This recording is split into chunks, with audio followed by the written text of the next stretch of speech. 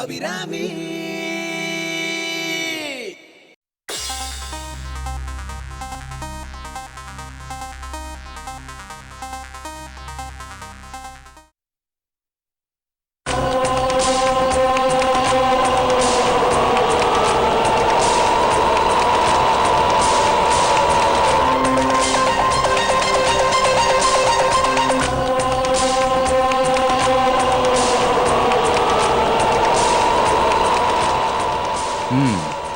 இப்படி பேசாம உட்காந்துட்டு இருந்தா என்ன அர்த்தம்?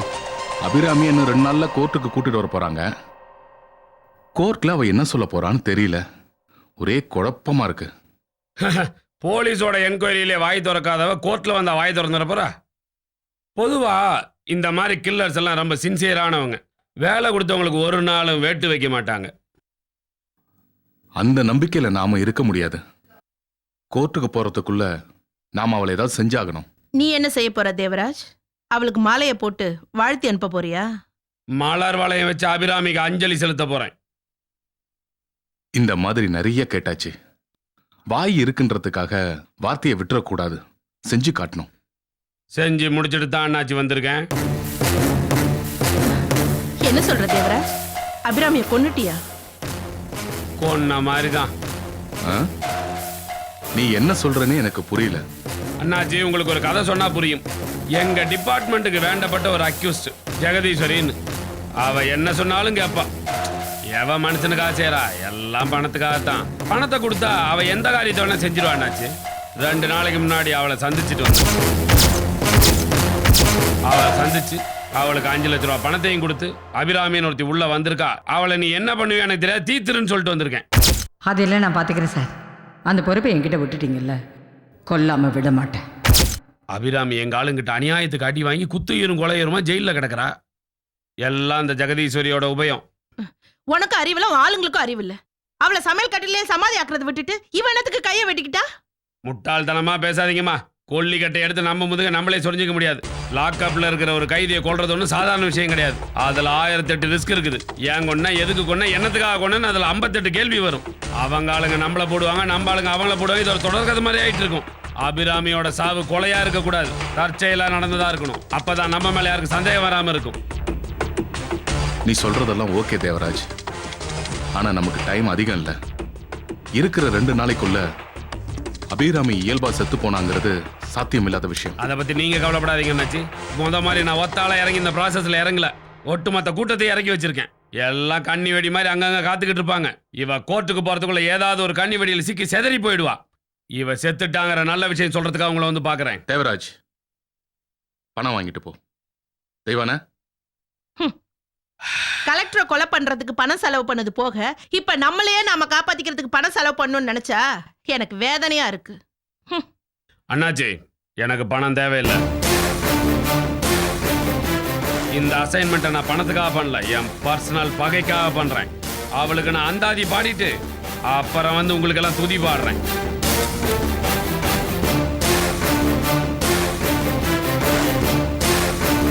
அவன் பணம் கேட்கலனாலும் எடுத்து குடுங்குறீங்க. யார் அப்ப வீட்டு பணத்தை குடுங்குறீங்க? இத பாருங்க, அவன் வேலையை முடிக்காம சல்லி காசு கூட இனிமேல் கொடுக்க கூடாது. புரியுதா?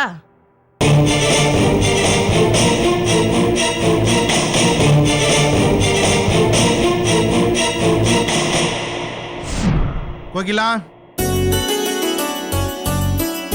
கோகிலா,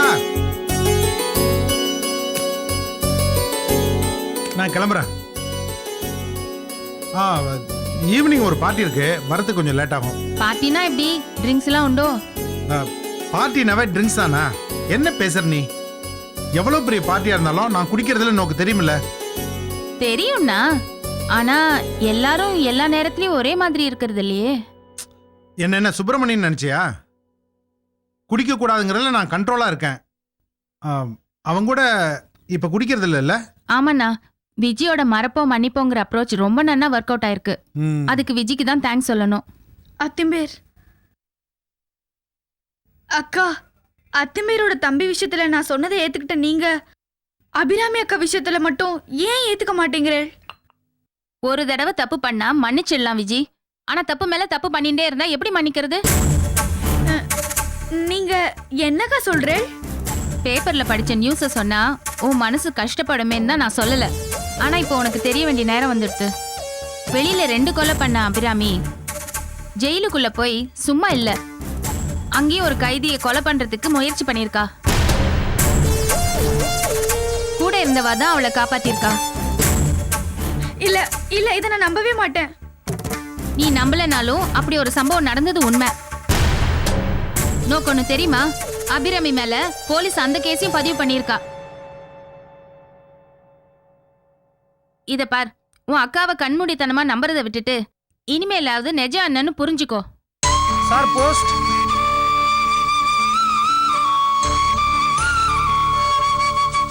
விஜி, அபிராமி நிரபராதியா இருக்கணும்னு நாங்க எல்லாரும் ஆசைப்படுறோம். ஆனா விதி வேற மாதிரி இருக்க, என்ன பண்றது?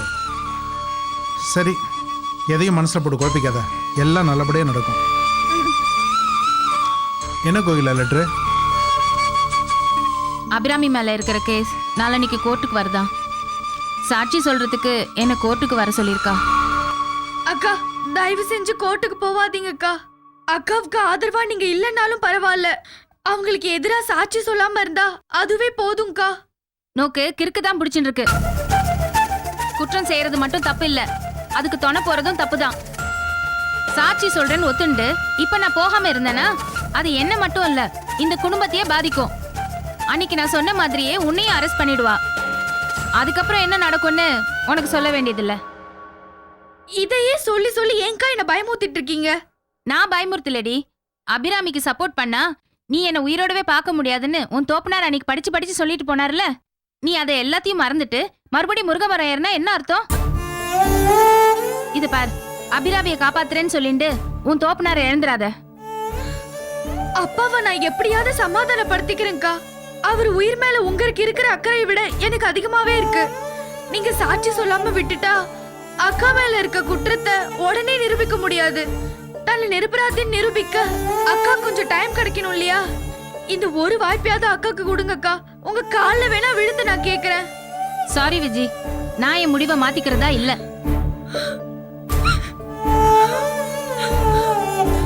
விஜி, சாட்சி சொல்றதுல ஏன் இவ்வளவு பிடிவாதமா இருக்க கோகிலா? என்ன நான் இப்படி பேசுறேன்? கண்ணால பார்த்த கொலையை பத்தி போலீஸ்ல கம்ப்ளைண்ட் பண்ண சொன்னதே நீங்க தான். இப்ப என்ன திடீர்னு இப்படி பல்ட்டி அடிக்கிறேன்? விஜய் பார்த்தா பாவமா இருக்குமா? அபிராமிக்கு தண்டனை வாங்கி கொடுக்கறதுல நமக்கு என்ன வரப்போகுது? இத்தனைக்கும் அவன் ஃப்ரெண்டு, போனா போதுன்னு விட்டுற. இது பாருங்கண்ணா, நீங்க அக்கா தங்க பாசத்தை மட்டும்தான் பாக்குறேன். ஆனா நான் விஜயும் அவ தோப்பனாரோட வாழ்க்கையும் எதிர்காலத்தையும் நினைச்சு பாக்குறேன். பாசத்துக்கு அடிமையாகி பாவத்துக்கு தோண போக என்னால முடியாதுண்ணா. நான் சாட்சி சொல்லதான் போறேன். உங்களுக்கு டைம் ஆறுது, ஆபீஸ்க்கு கிளம்புங்க.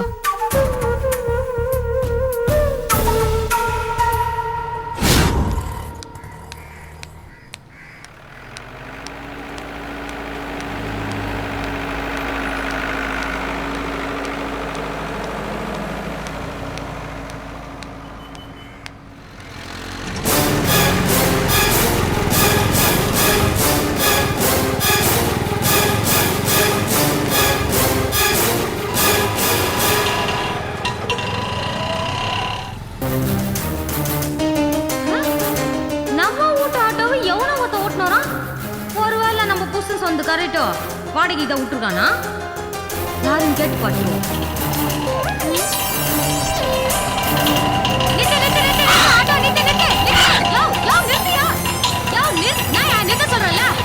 ஏன் உனக்கு அறிவு இல்ல? சவாரி வேணும்னா கூப்பிடுமா, கையை குறுக்கால போடுற, பிரேக் பிடிக்கலன்னா மேல போய் சேர்ந்துருப்பேன். யோ ஐட்டேங்க, ஏன் புதுசா வண்டியில உட்காந்து என்னைய சவாரி கூப்பிடுறியா? முதல்ல ஆட்டோ விட்டு கீழே இருங்க. ஐயோ சவாரி நினைச்சா சாவுராகி வந்துருக்கா. நித்யா நாயா, நான் பாட்டு பேசுறேன், நீ பாட்டு ஆட்டோ எடுத்து போற. உனக்கு என்னமா வேணும்ப்பா? என் வீட்டுக்கார வண்டியா வாடகைக்கு எடுத்து ஓட்டுறது நீதானா? இது உங்க வீட்டுக்கார வண்டியே இல்லம்மா. அது யோ யாருக்கிட்ட காது குத்துற? மஞ்சா கலர்ல வண்டி இது, முன்னாடி ஸ்டிக்கர்லாம் ஒட்டிக்கிட்டு பாத்தியா? ஆமா, 3 வீல், ஸ்டேரிங், ஸ்டிக்கர் எல்லாம் எல்லா ஆட்டோவுலயும் இருக்குதாம்மா. யோ நான் நக்கல் பண்ணிக்கிறியா? இது என் வீட்டுக்கார வண்டி தான், நான் சொன்ன நம்பு. இந்த ஆட்டோட ஓனர் ஒரு சேட்டு, அவரை போய் உங்க வீட்டுக்காரன்னு சொன்னா எப்படி நம்ப முடியும்? ஏச்சி வாய் மூடு, வாய பெட்ரோல் ஊத்தி கழுவ. யோ இது என் வீட்டுக்கார வண்டி தாயா, அவர் தான் இதுக்கு ஓனரு, அவர் தான் இந்த வண்டி ஓட்டுனுக்குறாரு. அதெல்லாம் பழைய கதைமா. இந்த வண்டியோட ஓனர் சேட்டு, அவர்கிட்ட தான் நான் வாடகைக்கு ஓட்டிட்டு இருக்கேன். வேணா பேப்பர்லாம் பக்கவா இருக்கு, பாக்குறியா? யோ நித்யா, என் புதுசா இதை பத்தி என்கிட்ட ஒண்ணுமே சொல்லியே. அதெல்லாம் உங்க பிரச்சனைமா. நீ முதல்ல வழி விடு, ஸ்கூல்ல போய் பசங்களை கூட்டி வரணும்னா. ஐயோ நில்லியா, இத பத்தி பேசணும் பாப்பா, சொன்னா கேளு. போயிட்டு இரு. யோ, நம்மளே 1008 பிரச்சனையில இருக்கோம். சாவுகிறாக்கி இங்க வந்து மாட்டுது பாரு.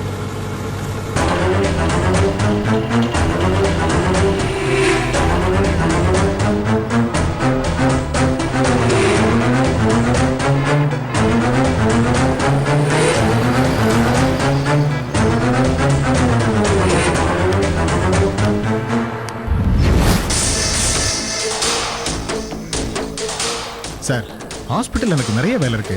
எதுக்கு என்ன வர சொன்னீங்க? உங்களை வர சொன்னது அசிஸ்டன்ட் கமிஷனர் தேவராஜ் இல்ல டாக்டர். உங்க வாழ்க்கையில வசந்தம் தர போற அதிர்ஷ்ட தேவதை. நீங்க என்ன சொல்றீங்கன்னு எனக்கு புரியலையே. இந்த பொட்டியை திறந்து தனலட்சுமியை தரிசனம் பண்ணுங்க, எல்லாம் புரியும்.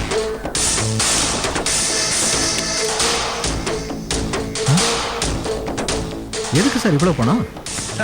நீங்க செய்ய போற சர்வீஸுக்கு சன்மானம் எடுத்துக்கணும். ப்ராப்ளம் என்னன்னு சொல்லாமலே ஃபீஸ் கொடுக்குறீங்களா சார்? இது ஃபீஸ் இல்ல, நீங்க செய்ய போற கொலைக்கு ஒரு விலை. சார், நீங்க என்ன சொல்றீங்க? டாக்டர், நேத்து நீங்க அபிராமின்னு ஒரு கைதிக்கு ட்ரீட்மெண்ட் கொடுத்தீங்களா? ஆமா, அவங்களுக்கு என்ன இப்போ? அந்த கைதிக்கு இன்னும் வலி போகல. போலீஸ்காரங்க அடிச்ச அடியில ஜுரமெல்லாம் வந்து பெயினோட இருக்காங்க. நீங்க என்ன பண்றீங்கன்னா திரும்பவும் போய் அவங்களுக்கு ஒரு ட்ரீட்மெண்ட் கொடுக்கணும். அவளை அந்த வலியில இருந்து மொத்தமா ரிலீவ் பண்ணணும். என்ன புரியலையா? ஃபாலோ பண்றன்ற பேர்ல பரலோகத்துக்கு அனுப்பணும். என்ன சார் விளையாடுறீங்களா? ஒரு கைதியை கொல்றது ஊசி போடுற மாதிரி சாதாரண விஷயம் நினைச்சீங்களா? யார் டாக்டர் சாதாரண விஷயம் சொன்னது? இன்ஜெக்ஷன்ல மருந்துக்கு பதிலா விஷத்தை போடுங்க, வேலை முடிஞ்சிரும்ல. நீங்க சொல்ற மாதிரி செஞ்சா என் கதை முடிஞ்சிடும் சார். இந்த விஷயத்துல என்னால உங்களுக்கு உதவ முடியாது. என்னை விட்டுருங்க சார், ப்ளீஸ். சார், இந்த பணத்தை நீங்களே எடுத்துட்டு போயிடுங்க. டாக்டர், நான் சொல்றதை நீங்க புரிஞ்சுக்காம பேசுறீங்க. ஒரு ஆபரேஷன் பண்ணீங்கன்னா உங்களுக்கு 50,000மோ 1 லட்சமோ தான் கிடைக்கும். ஆனா நான் சொல்ற ஆபரேஷன் பண்ணா 5 லட்சம் கிடைக்கும். உங்களை தேடி வர லட்சுமி வேணாங்கிறீங்க. பணத்தை காட்டி என்ன கன்வின்ஸ் பண்ண பார்க்காதீங்க சார். போஸ்ட்மார்ட்டம் ரிப்போர்ட்டை மாற்றி எழுதுங்க. ஹார்ட் அட்டாக் வந்த மாதிரி சர்டிஃபிகேட் கொடுங்கன்னு கேட்டால் கூட பரவாயில்ல, செஞ்சு கொடுக்கலாம். இதுக்கு முன்னாடி நான் செஞ்சுருக்கேன். ஆனால் ஒரு கொலையே செய்ய சொல்கிறீங்களே டாக்டர், நீங்க ஏன் அதை கொலையா பாக்குறீங்க?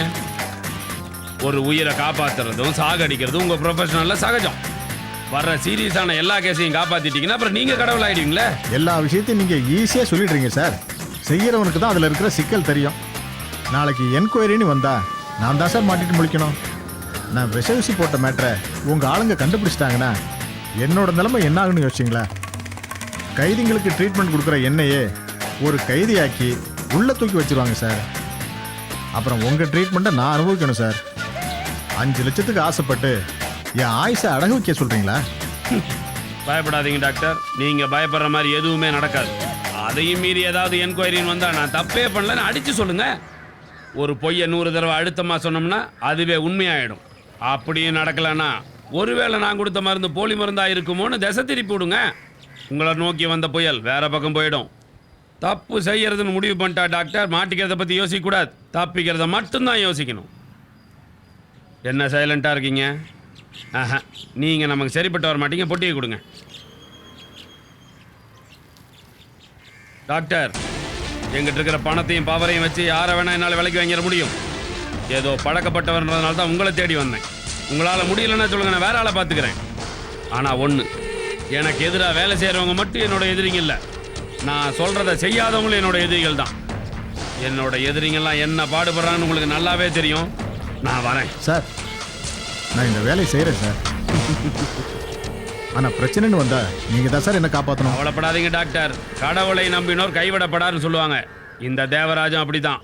தைரியமா காரியத்தை முடிங்க, நான் இருக்கேன். வரட்டா? சரி சார். அட பாவி மனுஷன், இப்படி நம்மளை சிக்கல்ல விட்டுட்டு போறானே. செஞ்சாலும் சிக்கல், செய்யலைனாலும் சிக்கல்.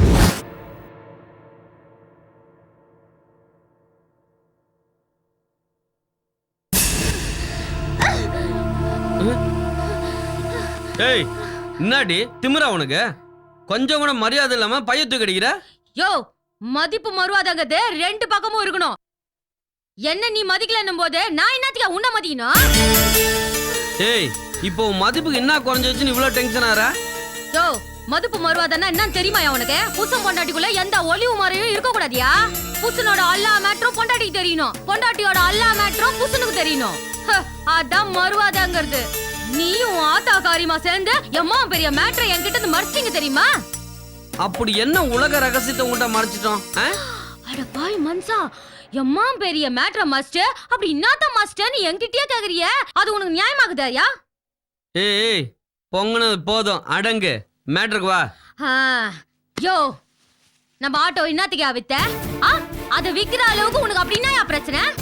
எம்மா பெரிய மேட்டர் நடந்துக்குது, ஆத்தாலும் புள்ளியமா சேர்ந்து என்கிட்ட மறைச்சிட்டீங்களே, உங்களுக்கு நெஞ்சு குத்துல மனசாச்சு ஊத்துல?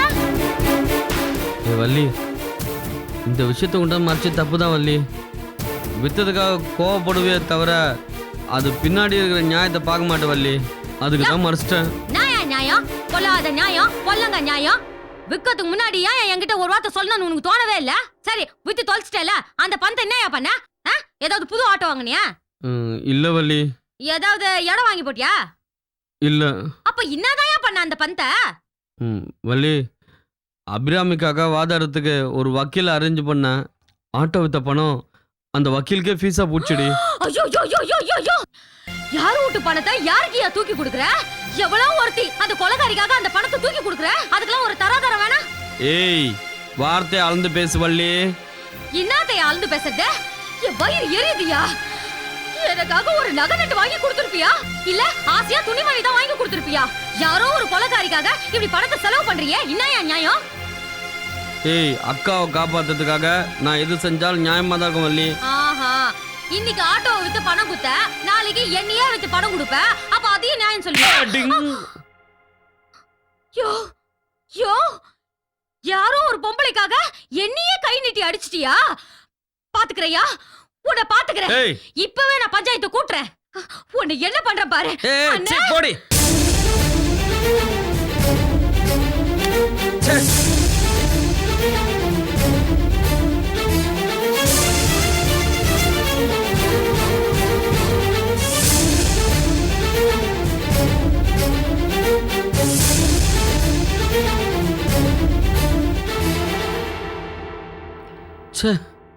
ஏற்கனவே இருக்கிற பிரச்சனை பார்த்தாதுன்னு இவ வேற இப்படி பண்ணிட்டு போறாளே. இப்போ அவங்க அண்ணன் கிட்ட போய் என்னத்த பஞ்சாயத்து பண்ண போறாளோ? ஆண்டவா, ஏன்பா அப்படி மொத்தமா சோதிக்கிற?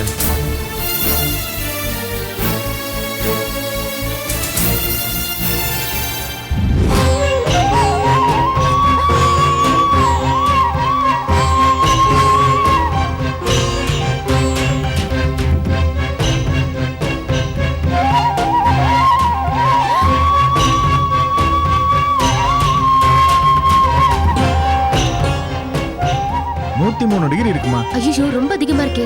ஆமா, வைரல் ஃபீவர். ஒரு ஊசி போடுறேன், 2 3 நாள்ல சரியா போயிடும்.